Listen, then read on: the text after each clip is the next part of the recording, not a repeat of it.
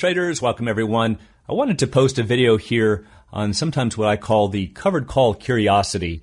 And it's a little problem that happens with new traders, especially people who are brand new to covered calls. And I know we have a lot of traders in here using the strategy. It's a very popular strategy for stock traders who are introduced into the world of options. And when they sell this call, let's say they sell it for $5 or for $500, they expect it to show up in their account immediately. And yet it won't. And so they're left scratching their heads going, where's my money? Well, to understand what's happening, we have to take a look at the mechanics of the covered call. The covered call is a strategy where you will buy shares of stock and you will sell calls against it in a 1-to-1 ratio. So, for example, you might buy 100 shares and sell one call. Or you might buy 300 shares and sell 3 calls, always in a 1-to-1 ratio. By selling the calls, you receive cash. But in exchange for that, you have the obligation to sell your shares for the strike price. So when you enter into a covered call, your profit and loss diagram looks like this. And this would be where you purchased shares and sold a $100 call against it. Notice that we have a bend here in our graph right at the $100 strike. And that's because we cannot profit beyond the strike. We've sold that to somebody else, the trader who is long that call. So probably the most notable feature of the covered call is that you have this flattened out portion of the profit and loss diagram. But don't forget about this area over here on the left. You have unlimited downside risk. And that's why it's important to only use this strategy on shares you're willing to hold anyway, because many of you recognize this as a synthetic naked put. So it can be quite dangerous, even though most brokers say it's an entry-level position. But my goal of this video is not really to teach the strategy, but is to show why your cash is not showing up in your account immediately.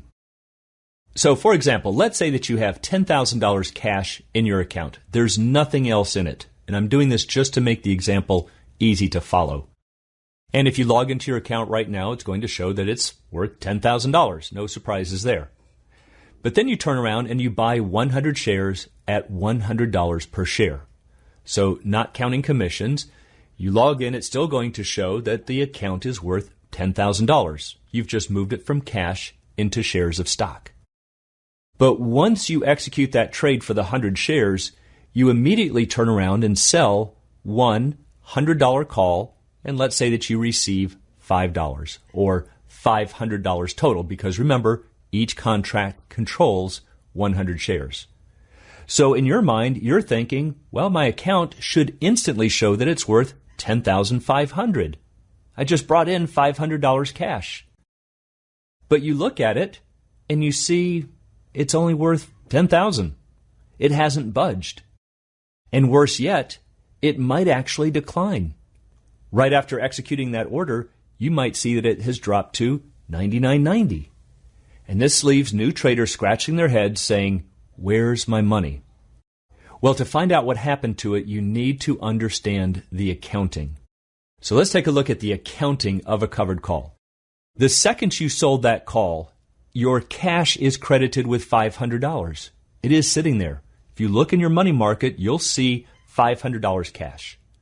However, over on the position side, it's going to show that you have 100 shares of ABC stock. Again, no surprises there. You knew that. But what traders fail to understand is that by selling that call, you also have a potential obligation, and the broker must account for that. So in your positions, it's also going to show -1 ABC $100 call, and it's going to put a value of -$500 on it.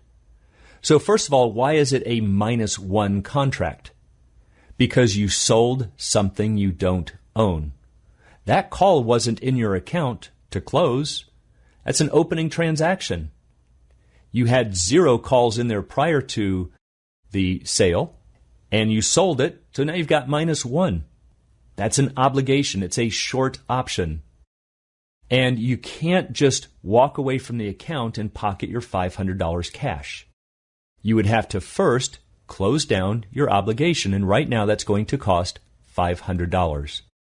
So notice that the $500 cash that you brought in over here is exactly being offset by the $500 obligation over here. That's the current market value. So they're offsetting each other. And that's why when you look at your total account value, it's going to show unchanged. Now, why might it actually show less? Well, here's what can also happen. Let's say that the option quote was bidding $5 when you place the order, and the asking price is $5.10. So you sold the call right now for the current bid of $5. Well, the asking price is $5.10.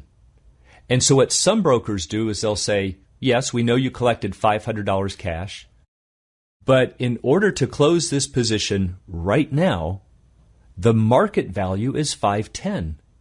So we're going to value the short position as $510. That's $5.10 times the 100 shares per contract. So now notice that your obligation of $510 is bigger by $10 than the $500 cash you received over here.